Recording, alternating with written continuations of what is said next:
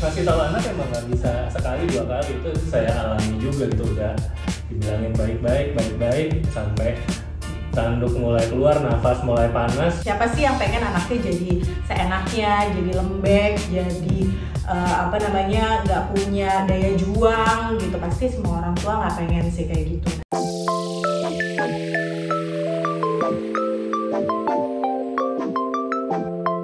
Assalamualaikum warahmatullahi wabarakatuh. Ketemu lagi bersama kami, saya Vidya. Saya Boni.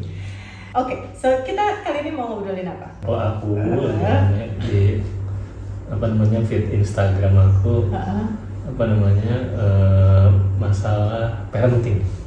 Oh iya, parenting, politik itu terus-terusan tuh ya. Oke, sekarang parenting nih. Oke, apa tuh? Parenting tuh lagi rame, parenting VOC.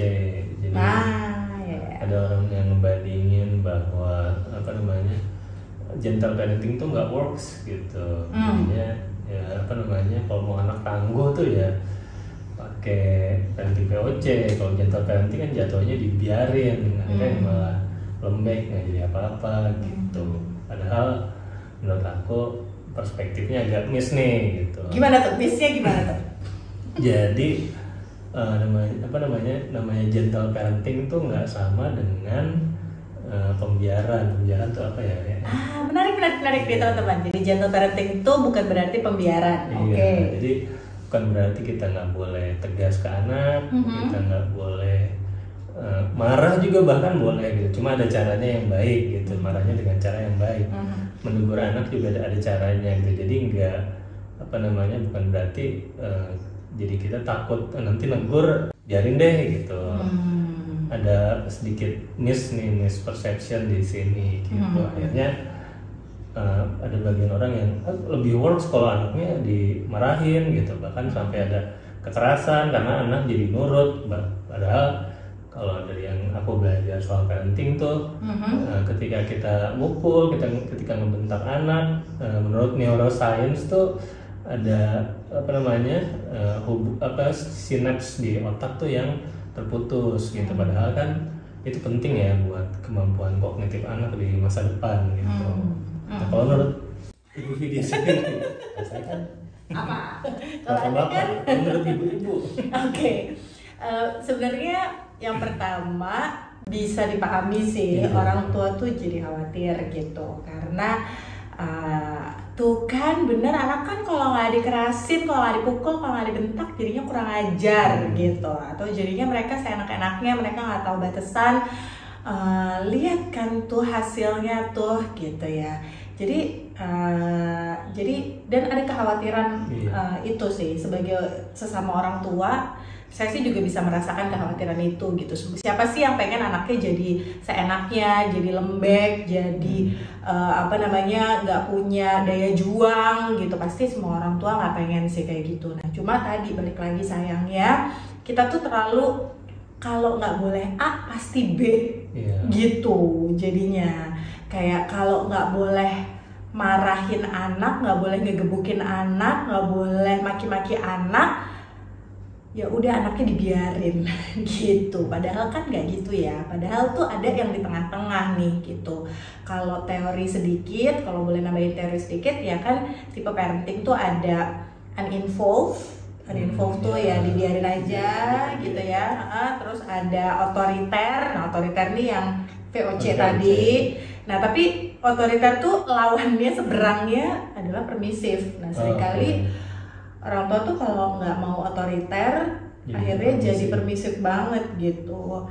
Nah kita lagi berusaha untuk jadi yang keempat nih, yaitu yang otoritatif gitu, yang tegas dan lembut di waktu yang sama gitu. Karena sebetulnya bisa kok. Jadi jangan pokoknya hitam putih gitu. Pokoknya kalau nggak boleh marahin, nggak boleh ini, nggak boleh menyiksa anak, akhirnya lawannya jadi pembiaran. Jangan gitu. Kita bisa kok belajar dan berusaha untuk menjadi orang tua yang otoritatif. Okay. Tapi kalau aku ngeliatnya, aku bisa memahami sih kenapa banyak orang tua tuh yang kalau nggak kejeblos, kalau nggak masuk nih ke VOC, keras gitu, terus kalau nggak kayak yang ekstrim gitu, pembiaran itu tadi. Karena emang ketika kita ngasih tahu anak itu kan nggak bisa sekali 2 kali gitu, dan itu melelahkan sekali gitu. Kita udah harus kerja, harus di rumah beres-beres, yang ibu juga seharian ngurus anak, ibu rumah tangga kayak nggak ada istirahatnya, baru bangun paling awal, tidur paling akhir, semua disiapin. Akhirnya secara otomatis kita milih cara yang paling enak, paling cepat buat kita juga sebagai orang tua gitu. Saya juga merasakan itu gitu sebagai orang tua 2 anak gitu ya. Ini curhat. Boleh sambil nangis nggak? Gitu. Ngasih tahu anak emang nggak bisa sekali 2 kali, itu saya alami juga gitu. Udah dibilangin baik-baik sampai tanduk mulai keluar, nafas mulai panas, masih aja lupa gitu anak-anak, dan itu nggak mudah gitu. Dan emang saya beruntung memiliki istri yang mengerti ilmu parenting. Di sini harus jajan nih. Yes. Ya selain dimudahkan juga sama Allah gitu, yang pasti saya juga di lingkungan yang yang membuat saya terpapar banyak ilmu parenting gitu. Jadi itu membantu menyadarkan saya juga, karena kalau saya nggak berusaha belajar juga, saya sih juga kemungkinan besar akan masuk di polarisasi itu tuh. Mau yang VOC atau yang biarin aja deh, udah capek gitu, kita santai dulu, kita tenangkan diri, anak-anak biarin aja, padahal itu rawan kebablasan gitu. Tapi mungkin kita juga perlu ini ya Pak ya, perlu berkaca gitu juga sama diri kita sendiri, kayak kita tuh punya kecenderungannya yang mana sih gitu. Kayak misalnya ketika kita udah berusaha jadi orang tua yang otoritatif nih gitu ya, kita tuh kecenderungannya kebablasan ke VOC gitu ya, ke otoriter, atau jadinya ke permisif nih gitu. Kayak kalau aku menyadari tuh ketika aku lagi berusaha menjadi otoritatif, aku remnya mesti pakem banget, karena kalau enggak bisa remnya blong tuh bisa jadi VOC tuh, bisa jadi otoriter gitu teman-teman gitu. Jadi coba deh aware sama diri kita sendiri gitu. Ini kalau aku lagi berusaha menjadi tegas dan lembut di waktu yang sama, berusaha menjadi otoritatif, aku tuh punya kecenderungannya kemana? Kalau saya tuh punya kecenderungan ke VOC tuh, ke otoriter. Jadi emang remnya mesti pakem banget. Beberapa orang akhirnya jadi melakukan pembiaran gitu, ke permisif. Nah itu kalau dilihat dari perspektif trauma juga sebenarnya bisa ditarik ke belakang juga sih teman-teman gitu. Kayak pengalaman, betul, pengasuhan kita juga kita bisa trace dari situ. Betul. Ya sebenarnya. Jadi bisa tahu kalau kita dulu orang tuanya agak keras atau kita banyak dibebasin, nah kita bisa ngeliat tuh arah kita tuh bakal kemana sebenarnya. Jadi kita bisa tahu. Gitu. Karena kan itu masuk ke bawah sadar ya, gitu, masuk ke bawah sadar, dan kita bisa trace tuh ke belakang sebenarnya gitu.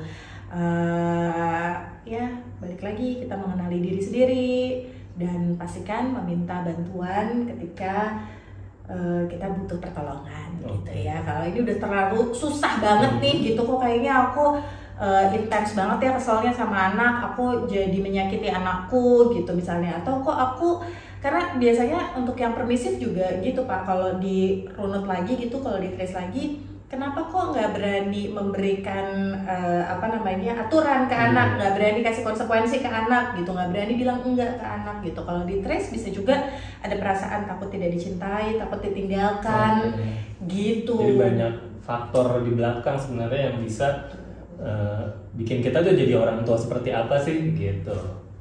Betul sekali. Kali ini kami mau sharing, kami mau berbagi pengalaman tentang apa yang kami lakukan, karena kan kami di satu sisi kami udah memutuskan untuk tidak menggunakan cara-cara otoriter. Boundaries itu emang ini sumber malapetaka dari ilmu parenting. Jadi kalau orang tua yang boundariesnya nggak kuat ke anak gitu, penegakan peraturan yang nggak tegas ke anak, itu biasanya akan merembet kemana-mana tuh, ke berbagai aspek dalam kehidupan anak gitu.